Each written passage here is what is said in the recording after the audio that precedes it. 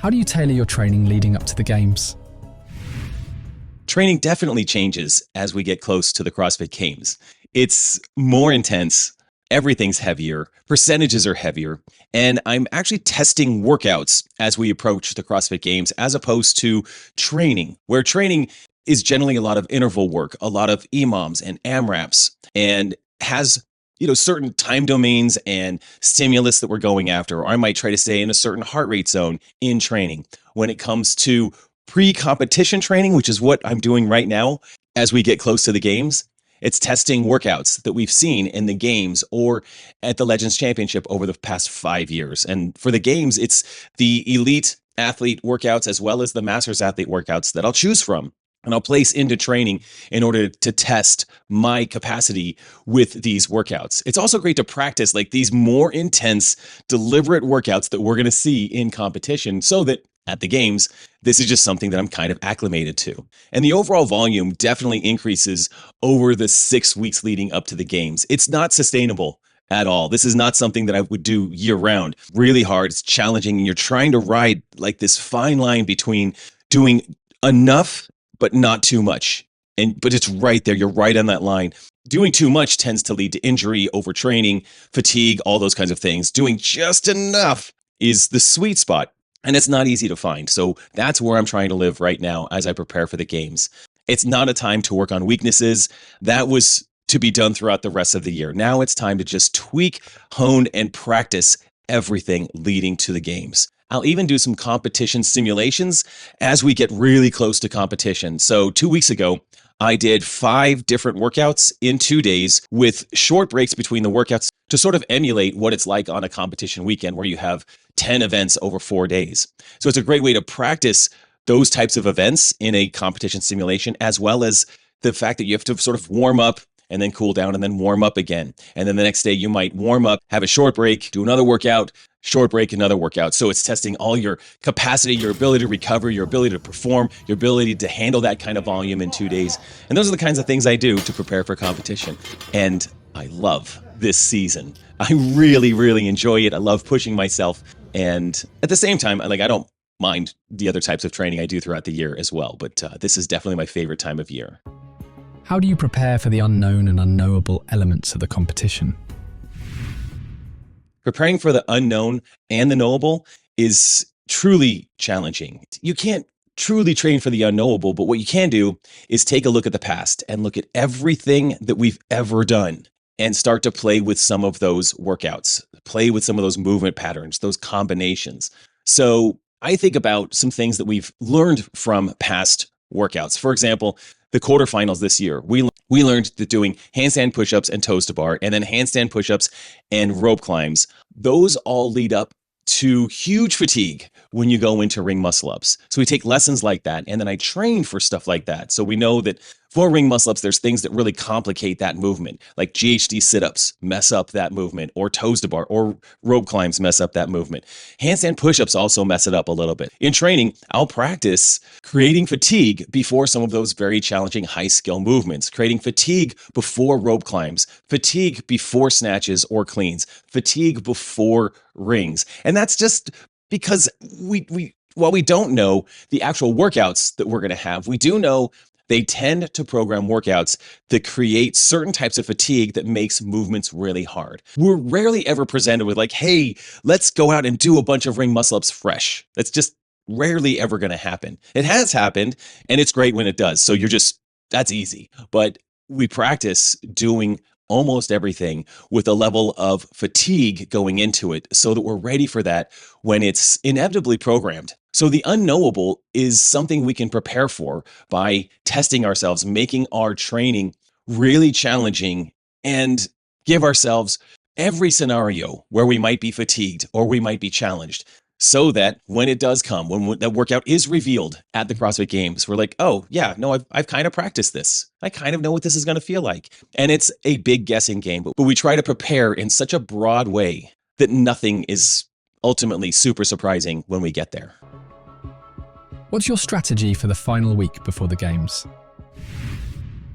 The final week before the games, it's tempting to really dial it back. It's tempting to go into a taper too soon. And that's something that historically I've always kind of wanted to do. I've thought, okay, in 7 days, I'm starting the CrossFit Games. I really need to bank a lot of rest and a lot of just doing nothing. That's actually not what has worked for me in the past. What works for me, and this may not be the same for every athlete, is to keep my foot relatively strong on the gas pedal until about 3 or 4 days before a major competition. The CrossFit Games start on a Thursday. That means for me, I'm going to work really hard through the Saturday before the CrossFit Games.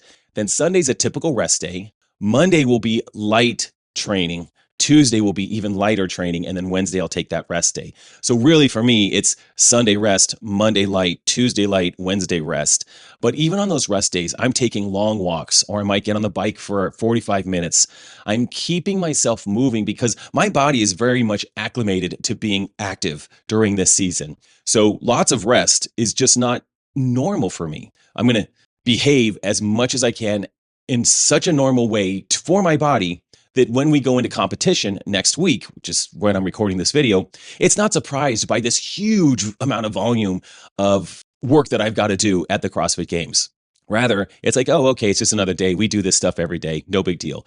The taper is just a few days for me. If others might take a bigger taper, but for me, it's worked really well in the past to just have that very short amount of time where it's a lot lighter. I'm just not sore. Maybe I'll think of it this way. I'm going into the CrossFit Games not sore, but I don't take a ton of time for that taper. What's your game plan for the day of the event? Any rituals or routines you follow to get into the zone?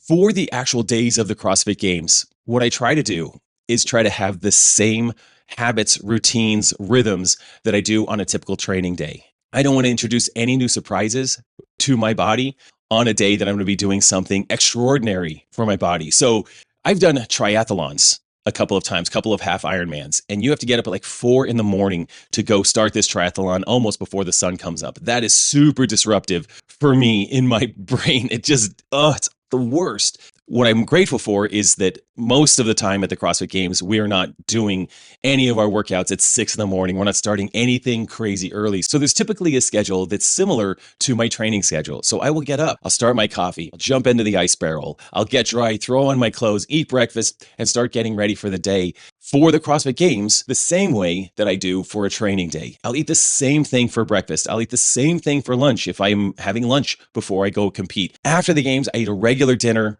have a normal nightly routine, go to bed, try to get a good 8 hours of sleep, repeat through the 4-day competition. For me, there's no specific routines or rituals to help me get in the zone or get in the game.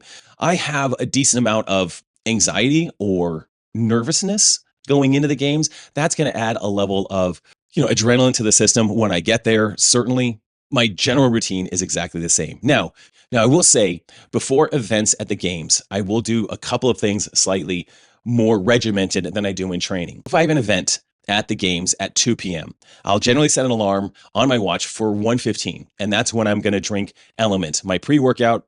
That's all I ever use for a pre-workout is just Element in water. And that's something I've done for the past couple of years. It's worked really well. I'm getting ready for my second session, and I've already got my Element in my water bottle, and I'm going to try something different today. I'm going to throw some honey in with my Element and my beta-alanine. We're going to see how that goes. Going for about 2 tablespoons, and I'm just doing it by feel. So only filling the shaker bottle about halfway because I really want this to be more of a pre-workout than something I'm going to hydrate through the training session. That's nice. Kind of a raspberry honey sort of flavor going on. All right, that's great.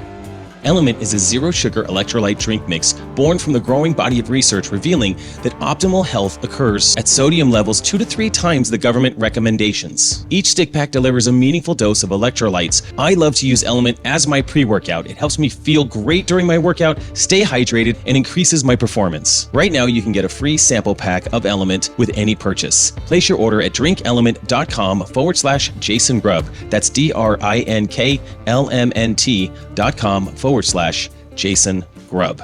I'll then set my alarm again, and now I'm warming up during that time, just kind of getting ready for the event. And that's nothing special, just really standard warm up for whatever the particular workout's going to be.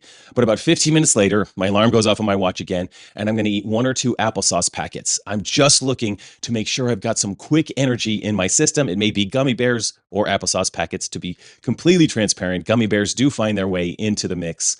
And then that's it. I go compete, Post-event, I'll immediately drink a bottle of Gatorade. I'm looking to replenish glycogen reserves. I'll eat a banana or more applesauce packets, again, trying to get fuel back in my system to be ready for whatever the next event is going to be. I'll often have a protein shake after that as well. If there's enough time between events to digest all of that, I'll certainly do that. Before the next event, I'll do the same thing. Element, gummy bears or applesauce, the actual event, Gatorade afterwards, protein shake afterwards. This is the routine that helps me stay well fueled and starts to promote recovery even throughout the competition day. That's my game plan for the day of competition. Do you make any specific changes to your diet in the weeks leading up to the competition? I don't make any specific changes to my diet leading up to the CrossFit Games except for one thing. And I'll just say before I share what that one thing is, that my diet is pretty much the same every day. And if you've watched my videos, you've seen what my diet generally is. I've got rice and yogurt in the morning, generally rice and yogurt for lunch or rice and eggs for lunch. Lately, I've had yogurt more because I'm just not super hungry. When my training level is increased where it is right now, I generally am not that hungry. And so yogurt just sounds better than eggs during this particular season. I haven't had eggs in a couple of weeks at this point. So that's my breakfast, my lunch. My dinner is generally chicken or ground beef and more rice or sweet potato. So I'm trying to get my carbs and protein and fats dialed in throughout the day. That's about it. I eat about the same thing every day. What is not part of my life as I get ready for the games during just this last little bit here is ice cream. So I generally save enough calories or macronutrients to have a small bowl of ice cream every night. It's just something I love. And I'm not ashamed to say it. I love it, and that's what I do. But as we lead up to the games, I generally want to shed 3 or 4 pounds. During the off season, I don't mind carrying around an extra 3 or 4 pounds, maybe 5 pounds. But as we lead into the games, I'm trying to be generally as lean as possible and as heavy as possible. I want to be heavy enough to lift heavy things. I want to be lean enough to do a ton of gymnastics.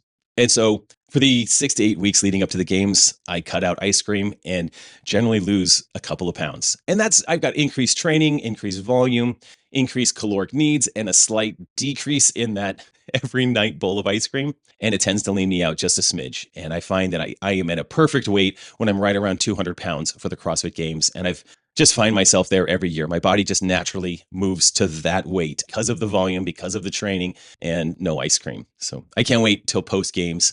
I'm going to catch up on all that ice cream on the first night.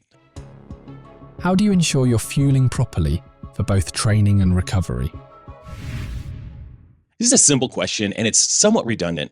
Throughout the year, I eat the same thing almost every day with a little bit of variance just to make life interesting. But to make sure that I'm fueling properly for training and recovery days, I eat the same thing every single day, whether it's a training day or a recovery day. I hit the same amount of calories, and I eat about 3,000 calories a day.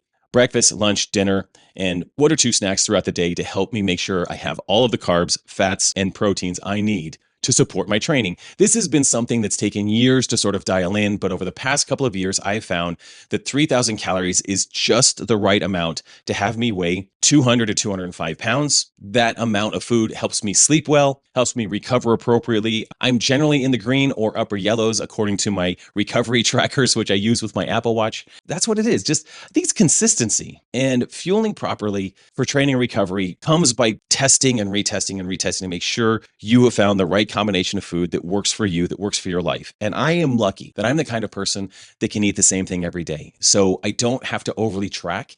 If I just, for a couple of weeks, have tracked it and made sure that what I eat in a day gets me about 3,000 calories, I just eat that every day. And I'm totally cool with that. Now, my wife and kids don't love eating the same thing every single day. So they will mix it up a little bit. And sometimes I'll mix it up a little bit. But there are definitely times when they're having something for dinner and I'm having 4 burgers. Just how it works for me. What recovery tools or practices do you rely on most?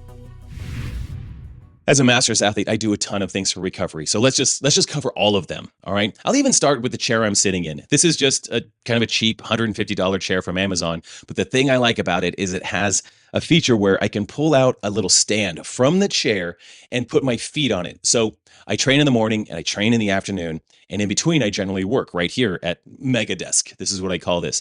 And while I'm working, I have my feet up. And that is just one way that I recover throughout the day. Another way I recover, I actually have this on right now. I use the Kinnean Move Plus. This is red light therapy, so I'll place this on different parts of my body to promote recovery in muscles, joints, little aches and pains that I have. I'll use this. I'm also hitting the ice barrel every morning when I wake up. I'm also hitting it on Sundays where I do a sauna session and cold plunging in a contrast. I'll go 30 minutes in the sauna, 3 minutes in the ice barrel twice on Sundays. It's part of a recovery protocol that Andrew Huberman talks about, and I really enjoy doing that. I'll try to hit the sauna 3, 4, 5 nights a week. Whenever I have time to just go 10 minutes in the sauna just to promote blood flow and recovery. I'll use Normatec compression pants almost every night because they feel great. And if I'm just going to sit and hang out, I might as well have compression pants on my legs, helping promote blood flow and circulation. I also use a massage gun, and I think sleep is actually the biggest piece of recovery. If I don't get good sleep, the other recovery pieces don't even matter. So trying to get good sleep is a priority for me. I try to get 7 to 8 hours of sleep every night. And I use Third Z to help me get the best sleep of my life. I've talked about Third Z in other videos, but it is a game changer for me. And I'm often thinking, in whatever I'm doing when I'm not training, is there a way that I can use what I'm doing right now for a bit of recovery? Whether it's putting my feet up or Normatec boots or a Sunday sauna session, just like, hey, how do I make my body feel better and recover better? But those are some things I do on a consistent and often daily basis. How do you mentally prepare for the pressure of competing at the Masters CrossFit Games? The pressure of competing at the Masters Games is definitely something that's significant. And I don't think there's a way you can really prepare for it besides having some experience doing large competitions. I've been to the CrossFit Games 5 times. This will be my 6th time this year. I've competed at the Legends Championship 4 times, Wadapalooza a few times, and every one of those events creates a significant amount of pressure. And the more times that I've won any of these competitions, the more pressure I generally feel from myself to win a competition again. And so I think I deal with that pressure trusting the experience that I've had. As I think right now, it's about a week before the CrossFit Games. If I overthink it, I can get totally overwhelmed by the fact that it's a week away. Am I prepared? Have I done enough? I can really start to feel that panic actually build up. But what I do in my mind is I think about, I've done this a lot of times. And every time I get on the competition floor, I have a good sense of what's going on around me. I have a good sense of my own capacity. I'll have thought through the workout a dozen times. I'll have visualized the workouts ahead of time to stay calm. And then I go out and I do the event, I do the workout. And I've done that over and over and over again. And that helps me relax as I feel the pressure of the upcoming competition. It's just this experience. And I encourage so many people that I talk to that if you're thinking about competing at a high level, do as many competitions as you can, because every rep in competition will make you so much more prepared for the next competition. You just need competition reps. They're very different than the reps you do in the gym, and they'll help you navigate the pressure of competing at a higher level. And then finally, I will say, because I mentioned it just a second ago, that I do try to visualize my way through the workouts multiple times before getting on the competition floor. I think about 3, 2, 1, go.